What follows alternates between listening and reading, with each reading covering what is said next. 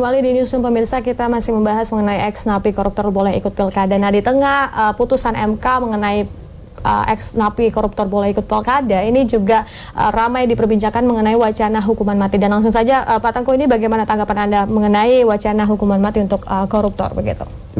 Wacana hukuman mati untuk koruptor ini bukan barang baru ya. Itu sudah ada, itu diatur itu. Nah, kemudian pendapat saya, kita ini jangan mengikuti pola-pola umpamanya negara lain sudah melaksanakan itu. Umpamanya dilihat di Cina, di India. Sebagai pembanding boleh. Gitu. Tetapi kita harus lihat kebutuhan daripada undang-undang itu umpamanya dijadikan satu putusan, nanti diatur bahwa koruptor dengan perbuatan sekian, dengan perbuatan yang ini akan dihukum mati umpamanya. Itu yang perlu. Jadi dalam hal ini saya pikir ucapan wacana kemarin terutama dari Pak Jokowi itu sebatas wacana aja itu, Mbak. Dan tidak ada nilainya karena bukan barang baru. Itu bukan barang baru. Sekarang hukuman mati di luar korupsi, pasal korupsi aja, narkoba misalnya, sampai sekarang belum dilaksanakan. Banyak yang belum dilaksanakan, apalagi hukuman koruptor. Dan jadi menurut saya ini hanya wacana-wacana yang bersifat angin surga saja gitu loh. Nah, ini jangan, maksud saya komitmen moral plus dengan komitmen moral bangsa ini pada Jokowi kepada lembaga terkait.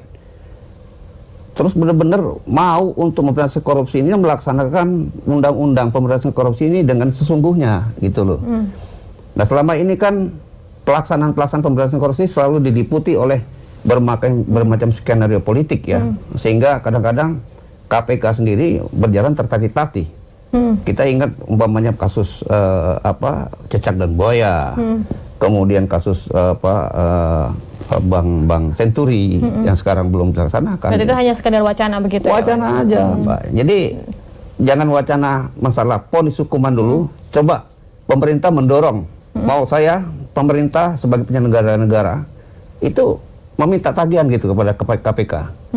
Gimana nih KPK ini? Berbagai masalah itu yang belum dilaksanakan. Oke, baik. Kalau dari ICW sendiri melihat wacana hukuman mati, apakah hanya sekedar wacana atau bagaimana, Pak? Iya, ada dua sebenarnya. Yang pertama, benar tadi bahwa ini bukan barang baru. Ini sudah ada diatur di pasal 2 ayat 2 Undang-Undang Tipikor kita, yang memang memungkinkan hukuman mati jika ada korupsi terkait dana bencana, dana bantuan sosial, dan lain-lain gitu loh.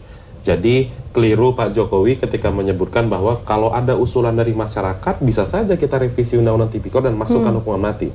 Itu jelas 100% keliru statementnya. Poin keduanya adalah kalau persoalan hukuman mati atau tidak hukuman mati itu saya rasa tidak penting untuk dikomentari Pak Jokowi karena itu otoritas dari hakim misalnya. Kalau kita paham soal penegakan hukum, presiden tidak mesti mengomentari itu begitu. Dan poin ketiga saya rasa memang Pak Jokowi tidak usah capek-capek mengomentari soal hukuman mati gitu. Karena poin besarnya bukan di situ. Poin besarnya hari ini adalah bahwa ada sebuah lembaga pemberantasan korupsi yang dipercaya oleh publik, prestasinya luar biasa, justru dihancurkan di era Pak Jokowi dengan cara merevisi Undang-Undang KPK. Dan komitmen pemberantasan korupsi dari Pak Jokowi sebenarnya sekarang sudah layak untuk kita pertanyakan. Selain dari isu revisi Undang-Undang KPK, pemilihan pimpinan KPK yang banyak kontroversial, dan hal yang baru lagi tiba-tiba presiden memberikan gerasi pada terpidana kasus korupsi. Baik.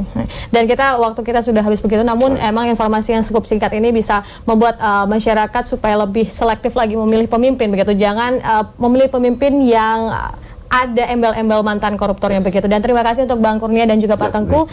Dan kita sampai berjumpa lagi di perjumpaan berikutnya. Dan pemirsa, sampai di sini saja pembahasan kita, dan kami akan hadirkan sesaat lagi informasi mengenai penguasa dua Korea bersatu dalam semangkuk mie dingin. Tetaplah bersama kami di Newsroom.